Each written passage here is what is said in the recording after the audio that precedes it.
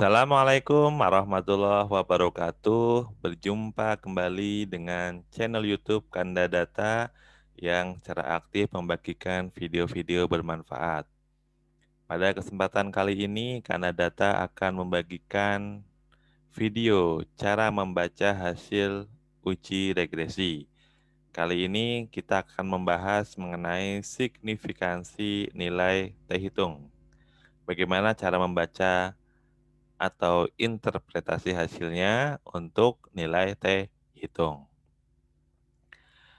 Kemudian yang menjadi pertanyaan, bagaimana cara memperoleh nilai T hitung?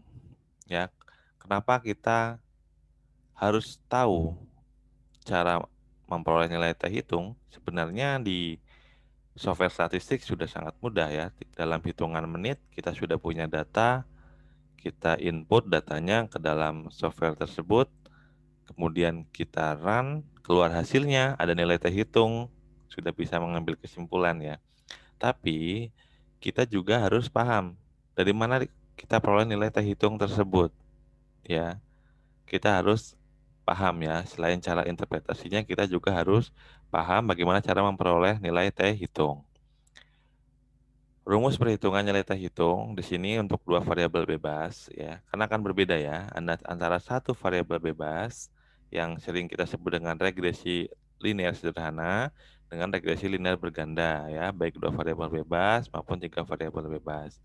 Kalau variabel bebasnya sangat banyak, itu akan sangat sulit sekali menghitung secara manual ya, makanya kita dibantu dengan adanya software pengolah data ya. Nah, di sini untuk rumus T hitung untuk dua variabel bebas, kita bisa melihat dari nilai T hitung B0 topi ya. Ini artinya adalah intercept. Ya, jadi rumusnya adalah koefisien dari intercept ya B0 topi dibagi dengan standar errornya. Ya, standar error dari B0 topi. Kemudian untuk yang kita hitung dari B2 kemudian B1 ya, koefisien dari X1 ya ini ya, koefisien estimasi regresi dari variabel X1 yaitu sama, yaitu B1 topi dibagi dengan standar errornya. Kemudian untuk T hitung dari B2 topi itu juga sama.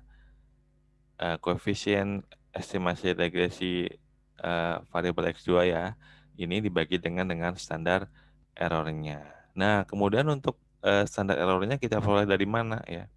Untuk perhitungan ini bisa dilihat ya di buku Koutsoyanis ya, terkait dengan econometrics sangat baik untuk bahan suplemen belajar atau sumber rujukan kita belajar.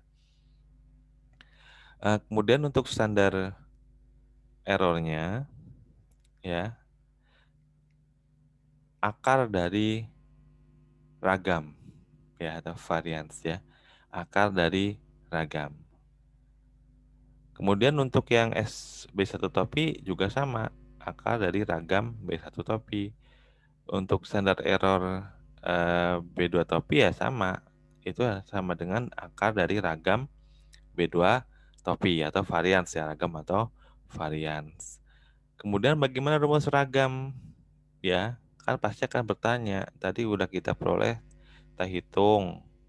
Rumusnya adalah dari koefisien B topi ya, hasil estimasi regresi dibagi dengan standar errornya. Kemudian standar error itu adalah akar dari ragam atau varians. Nah, untuk cara perhitungan secara lengkapnya, cara perhitungan manualnya, silakan tonton video lengkapnya pada link deskripsi video ini. Ya, oh ya, jika video ini bermanfaat, silakan teman-teman dapat like and subscribe ya, juga share pada teman-teman sobat-sobat Kanadata. Kita lanjutkan. Bagaimana cara pengambilan keputusan untuk nilai T hitung? Jadi pengambilan keputusan untuk nilai T hitung kita bisa lihat berdasarkan nilai perbandingan dengan T tabel atau tabel T. Yang kedua, kita bisa menggunakan nilai p-value ya dengan alfa yang kita tetapkan. Bisa alfanya 1%, 5%, 10% ya. Kalau dalam ekonomi itu 10% masih oke, ya. Kalau dalam bidang-bidang yang percobaan ya, yang teknis itu ya rata-rata 5%. Kalau di bidang kedokteran bisa saja 1% ya, yang harus presisinya tinggi ya. Jadi itu alfa itu adalah tingkat kesalahan yang dapat ditolerir ya. Jadi kalau kita melakukan percobaan 100 kali ya, kalau kesalahannya kita batasnya 5%, kalau kesalahannya 4% ya berarti hipotesis kita diterima ya. Hipotesis yang kita maksudkan. Baik, untuk pengambilan keputusan yang pertama kita lihat dibandingkan dengan nilai T-tabel ya. Jadi untuk mencari nilai T-tabel silakan browsing di Beranda ya, Beranda channel YouTube Kanadata. Di situ ada cara membaca nilai, cara mencari nilai T-tabel ya. Kita melihat dari jumlah n-nya atau dari jumlah variabelnya kita bisa peroleh nilai T-tabel. Nah, untuk pengambilan keputusannya jika nilai T hitung lebih besar atau sama dengan nilai T-tabel, maka pengaruh X terhadap Y secara parsial signifikan ya, atau pengaruh variabel independen secara parsial terhadap variabel Y signifikan. Sebaliknya, jika nilai T hitung lebih kecil dari T-tabel, ya, maka pengaruh X terhadap Y atau variabel independen terhadap variabel dependen secara parsial tidak signifikan. Ya, jadi itu prinsipnya kalau lebih besar sama dengan T-tabel nilai T hitungnya ini signifikan. Kalau lebih kecil dari T-tabel tidak signifikan. Itu yang pertama. Kemudian yang kedua, kita menggunakan nilai p-value ya. Misalkan ini kita menggunakan alfa 5% atau sebaliknya tingkat kepercayaannya adalah 95% atau confidence level. Nah, cara pengambilan keputusannya bagaimana? Jika nilai p-value lebih kecil atau sama dengan 0,05, yang 5% tadi itu ya adalah 0,05, maka pengaruh X terhadap Y secara parsial signifikan. Sebaliknya, jika nilai p-value lebih besar dari 0,05, maka pengaruh X terhadap Y secara parsial tidak signifikan.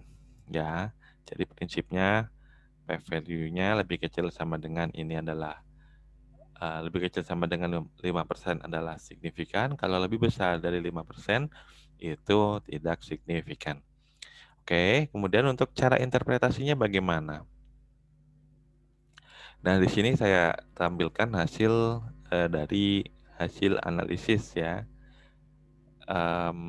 menggunakan software pengolah data. Jika cara perhitungan manual hasilnya akan sama ya, kita patokannya di nilai T hitung ya dengan koefisien ini ya.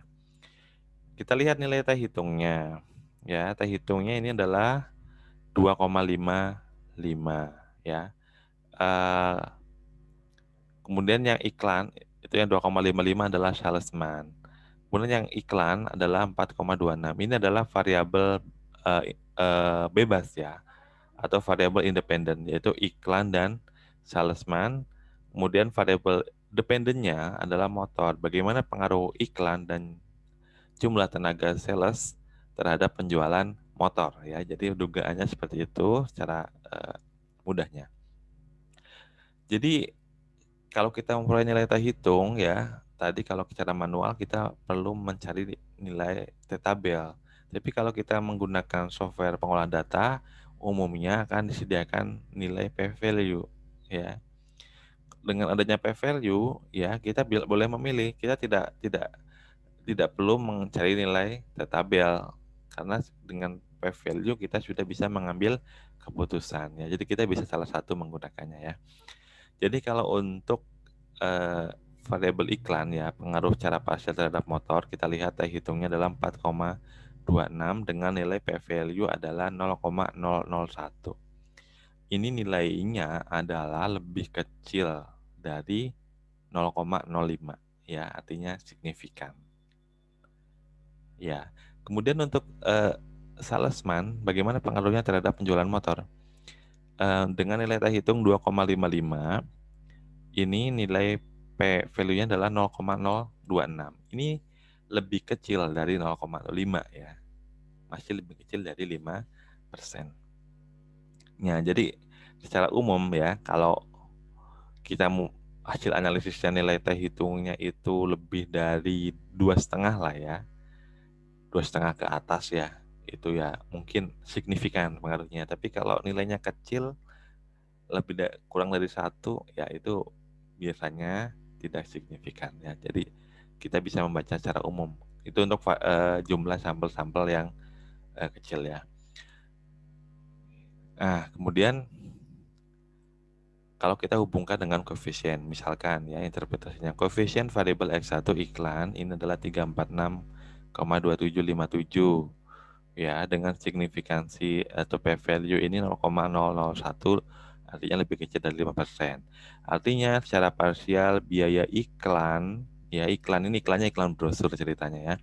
Biaya iklan brosur berpengaruh nyata terhadap penjualan motor. Jadi pengambilan kesimpulannya seperti itu. Kemudian yang kedua, koefisien variabel X2 yaitu salesman sebesar 23,402777 ya, atau 23 orang atau 24 orang ya. Dengan signifikansi atau p-value 0,026, ini masih lebih kecil dari 0,05. Artinya secara parsial jumlah tenaga sales berpengaruh nyata terhadap penjualan motor. Ya, jadi itu cara interpretasi dari uji T, hasil analisis regresi ya. Jadi prinsip ilmu ini akan diterapkan sama ya untuk berbagai hasil analisis regresi ya, untuk berbagai hal yang dianalisis. Ya demikian yang dapat saya sampaikan, semoga bermanfaat. Saya kali lagi silakan like, subscribe, dan share pada sobat-sobat Kanada Data yang lain supaya kebaikan dari video ini dapat semakin menyebar luas. Demikian, sampai jumpa di video Kanada Data berikutnya. Assalamualaikum warahmatullahi wabarakatuh.